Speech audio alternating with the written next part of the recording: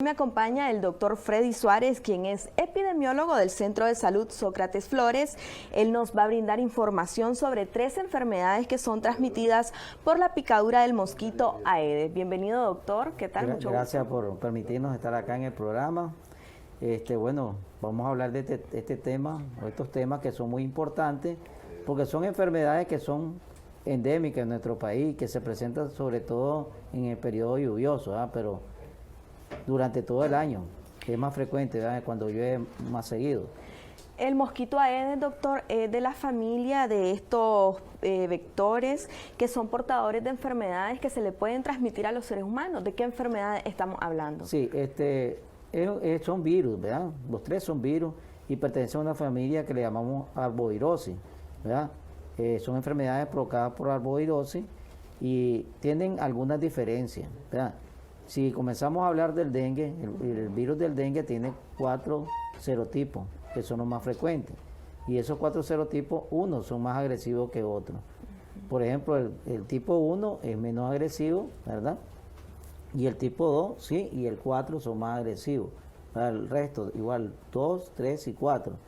En cuanto al chikungunya, el virus de chikungunya, pues, es menos agresivo que el dengue. En cuanto a la letalidad, es menor, ¿verdad?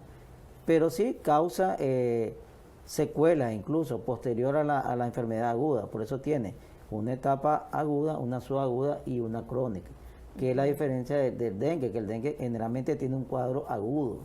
O sea, inicia el paciente signos y síntomas, hay un periodo de enfermedad que culmina al 5º, 7º día, ¿verdad?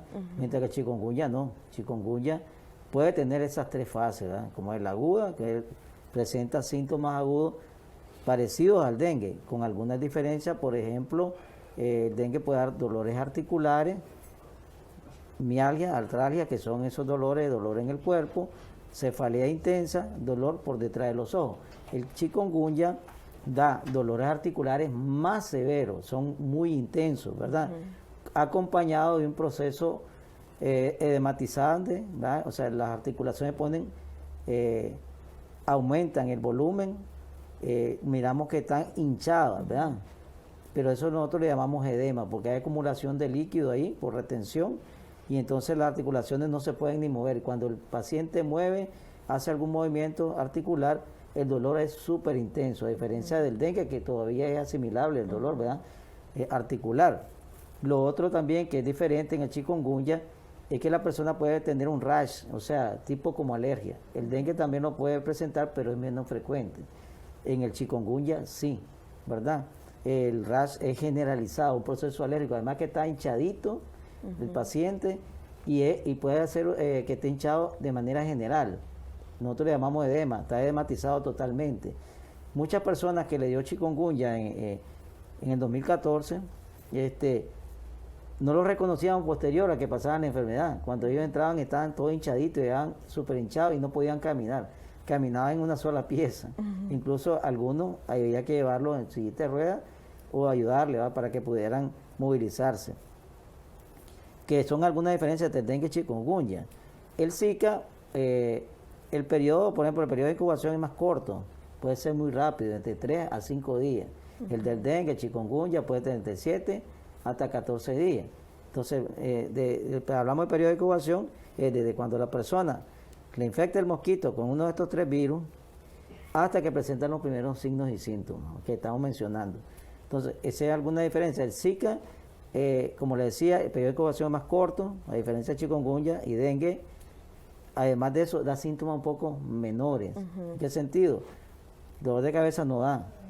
Si da, es muy leve.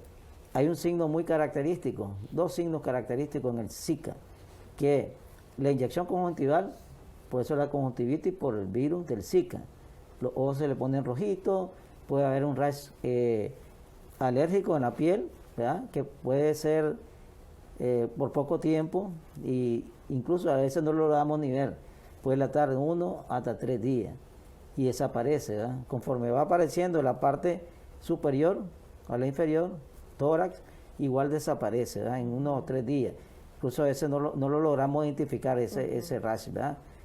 Lo otro es que, bueno, el Zika no ocasiona gran letalidad, igual que el chikungunya, a diferencia del dengue, pero sí da complicaciones severas, sobre todo en nuestras mujeres y mujeres embarazadas, ¿verdad? La mujer cuando está embarazada y es infectada por el virus del Zika, sobre todo en el primer trimestre de embarazo, o sea, es cuando se da la organogénesis, el que está formando el bebé, puede ocasionar malformaciones congénitas. Y la que tememos más es lo que es la microcefalia, ¿verdad? La cabecita pequeña en los niños, ocasiona ese trastorno, ¿verdad? En los bebés, ¿verdad? Que es el más relevante, ¿verdad? Pero hay otras malformaciones también que puede ocasionar daño severo al bebé, incluso puede nacer y morir al poco tiempo. O en caso de la microcefalia, muchos niños van a nacer y tener una discapacidad el resto de su vida, ¿verdad? El tiempo que vayan a vivir. Tiene también bastante similitudes, ¿verdad? Pero en la diferencia del Zika también es que no solamente se transmite a través de la picadura del mosquito, se puede transmitir vía sexual, ¿verdad? ¿Y qué pasa con la vía sexual? No sabemos, como da síntomas vagos, el Zika, el varón puede andar infectado con el virus del Zika y él no presenta síntomas muy relevantes. Y entonces ahí es donde puede infectar a su esposa, y si su esposa está embarazada y tiene contacto sexual sin protección, le puede transmitir más carga viral y puede ocasionar la enfermedad. Y si no la podemos identificar con tiempo y dar seguimiento adecuado, entonces la señora no se va a dar cuenta que tiene el Zika y va a afectar al bebé y vienen las complicaciones que habíamos hablado en cuanto al bebé, las malformaciones, ¿verdad? Que otra es la diferencia, incluso el virus del Zika, aparte que se transmite vía sexual, el tiempo en que la persona puede portar, el varón, puede estar entre 3 hasta 6 meses portando el virus. Por eso nosotros, luego que tuvimos la experiencia, ¿verdad?, del Zika, nosotros en nuestro protocolo de atención a nuestras embarazadas, tanto por el Zika como enfermedad de transmisión sexual, como otra enfermedad de transmisión sexual, le indicamos lo que es el uso de protección con preservativo a la pareja para evitar esta infección. Claro que ahorita pues estamos, desde que se presentó el primer brote hasta la fecha, pues no hemos tenido casos, entonces, pero aún así nosotros, nuestro protocolo de atención a nuestra embarazada, está ese tratamiento preventivo que es el uso de preservativo de la pareja. Ok. Doctor, además de estos signos y síntomas que usted nos está comentando, ¿cómo se puede identificar que alguien ha contraído una de estas 3 enfermedades? ¿Se realiza algún diagnóstico clínico, algún tipo de examen para detectarlo? Así, lo primero es, hay muchos factores que tomamos en consideración. Nosotros en Nicaragua, pues, en nuestro clima favorece este tipo de que viva este vector con nosotros, la Aedes aegypti, que es el que transmite estas 3 enfermedades. Sabemos que él puede vivir en nuestros barrios, en nuestras comunidades, y por eso la lucha antiepidémica de mantener índices bajos de infectación de este vector, porque si circulan estos virus, entonces él posiblemente lo puede llevar de una persona enferma a una sana, ¿verdad? Ese es uno de los factores para poder decir. Nosotros como médicos nos podemos guiar sobre la incidencia. La incidencia es la cantidad de personas que se nos pueden enfermar en X periodo y que nosotros lo identificamos en la atención médica.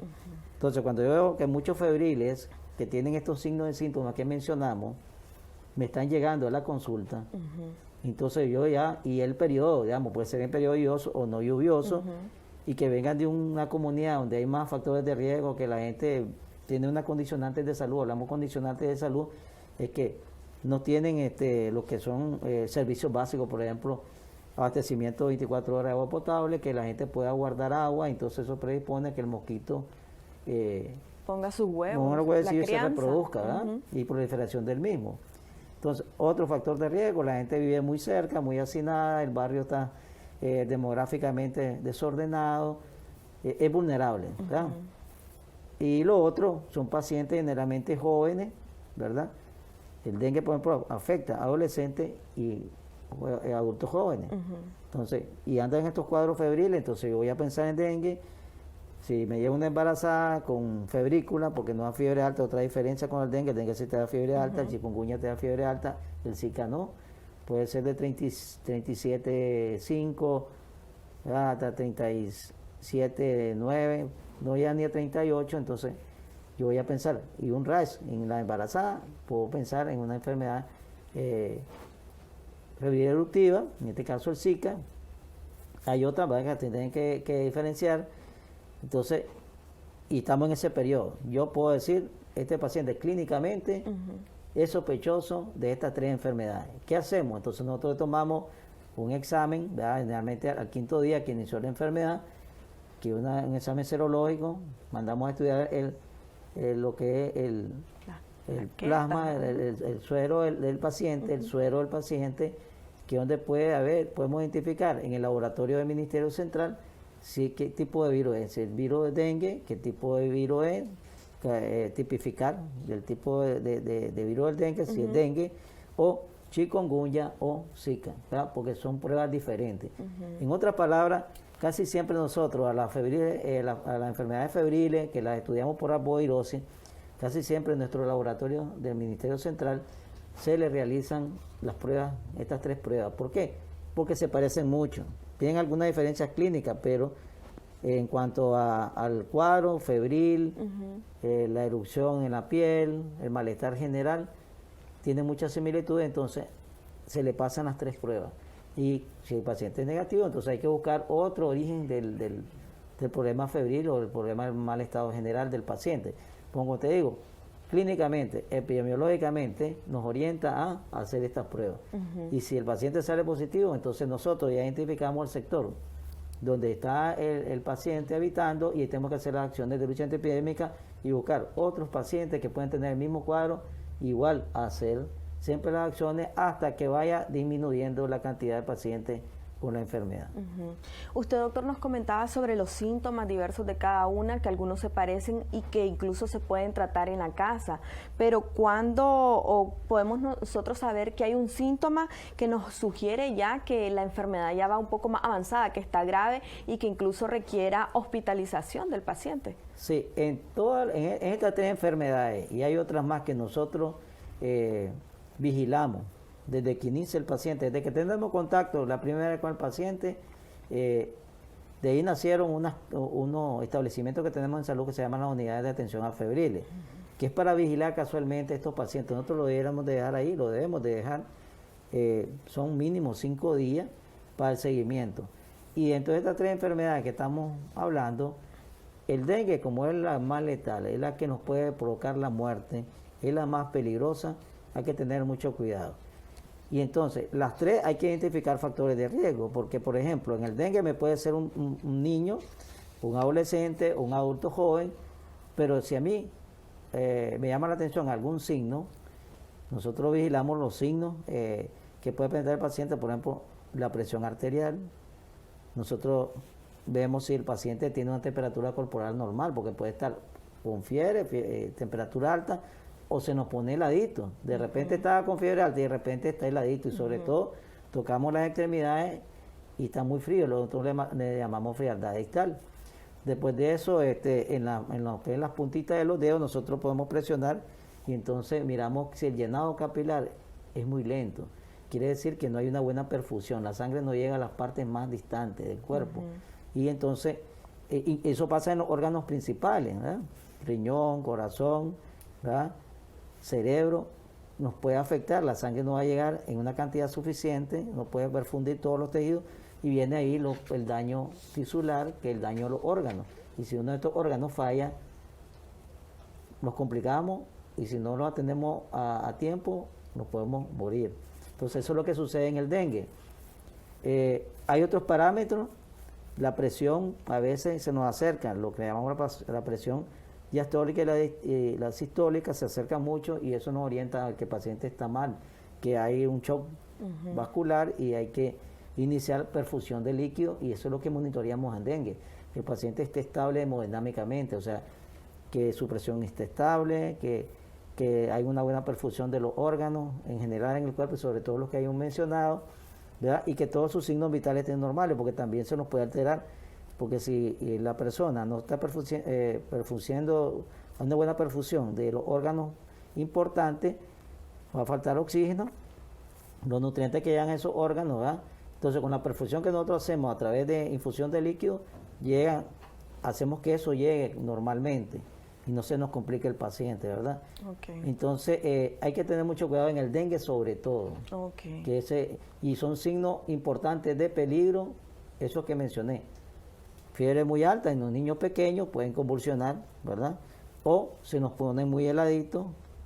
El paciente que de repente estuvo con fiebre, se levanta y sufre un desmayo, puede ser signos de shock, ¿verdad? Por dengue. O ya cuando observamos sangrado macroscópico, porque también hay microscópica, porque la persona puede hacerse un examen de orina y pues identificamos sangre en la orina y ese un sangrado puede ser por dengue o ese teñida de sangre o vomitó y está ahí sangre en los vómitos, ¿verdad? Entonces esos son sangrados de tubo digestivo o sangrados de nariz o lo más sencillo en el dengue que miramos puntitos rojitos en la piel, que esos son petequias, le llamamos, y son signos hemorrágicos. Por eso ya cuando hablamos de cuestiones hemorrágicas en el dengue, y que es el más peligroso.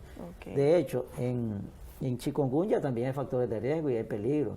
Como personas con enfermedades crónicas, degenerativas, hipertensión, diabetes, o enfermedades como el lupus, en las mujeres, que es más frecuente, todo eso tenemos que tomar en consideración porque puede complicar el chikungunya, ¿verdad? Okay. Entonces son las dos enfermedades donde más riesgo hay de complicaciones, ¿verdad? Okay.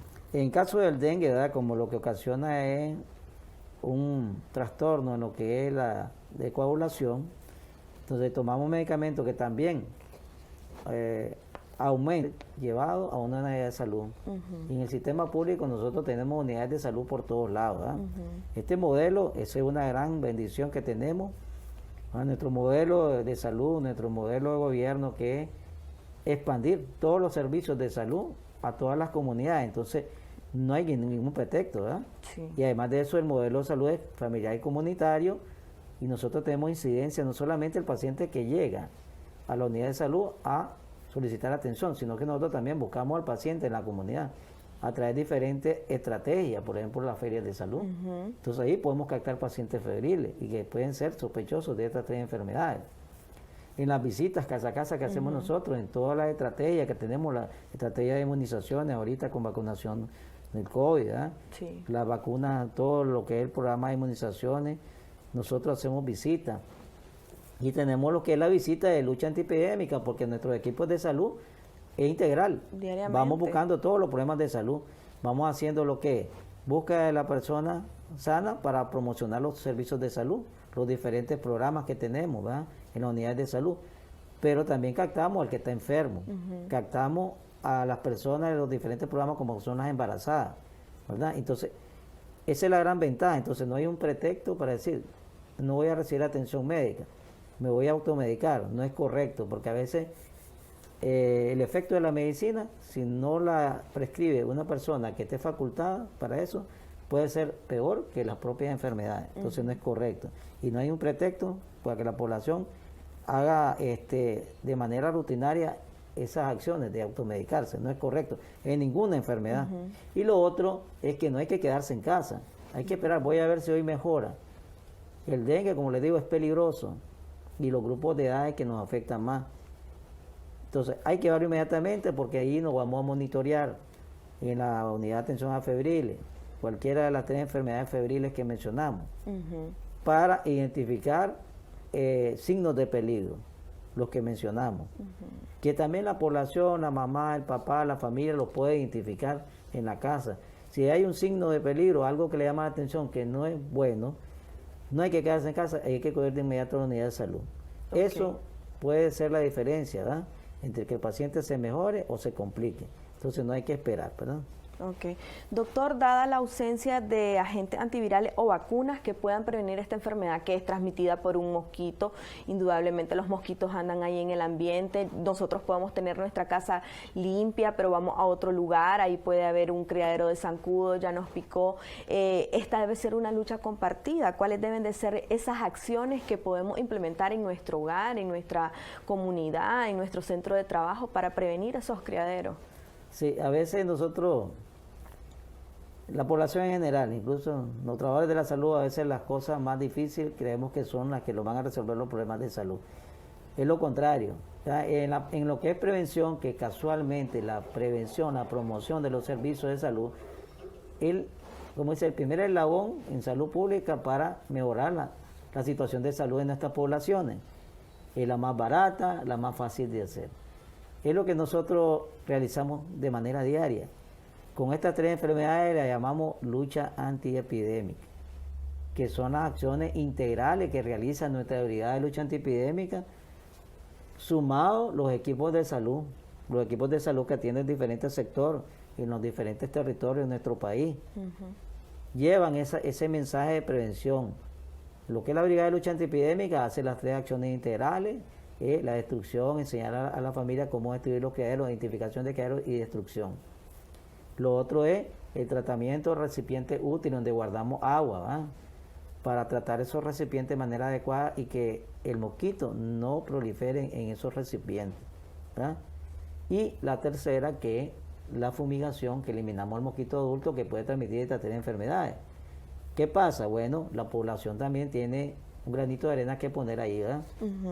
Y es fácil, es solo permitir a nuestro personal que pueda ingresar a su vivienda. Ellos están plenamente identificados, tienen su uniforme celestito, su gorrita que es el Ministerio de Salud, andan su carnet y siempre se presentan y le explican a la población cuáles son las acciones que van a hacer cuando les permitan entrar a su vivienda. Y el acompañamiento del morador, 2 objetivos, que tengan seguridad, irlos acompañando y ellos les van explicando, dándole la charlita, cuál es el objetivo de tener una secuencia de no dejar ningún espacio que inspeccionar para destruir criadero y ir aplicando el BTI, ¿verdad? Que es un compuesto biológico que no ocasiona problemas ni para personas ni para animalitos y tiene un efecto residual hasta de 60 días. Y eso lo que hace es destruye el estadio larvario del mosquito y no pasa adulto. Con la destrucción eliminamos los huevitos, ¿verdad? El criadero, con el BTI evitamos que pase adulto y con la fumigación eliminamos al adulto que pueda andar infectado. Que son 3 acciones importantes. Si nuestra población nos permite entrar a su vivienda, más del 90% logramos hacerlo, ya tenemos un resultado óptimo. Pero si bajamos ese porcentaje, tenemos mayor riesgo. Entonces llamamos a la población que nos ayude, que nos permita entrar a su vivienda y hacer todas estas acciones que son muy importantes. Esto va a evitar que se nos enferme la gente. Esto va a evitar que las personas se hospitalicen, que se compliquen y que nos ocasione otro problema que no queremos. Nadie, nuestra familia no quieren eso, nuestro modelo no quiere eso.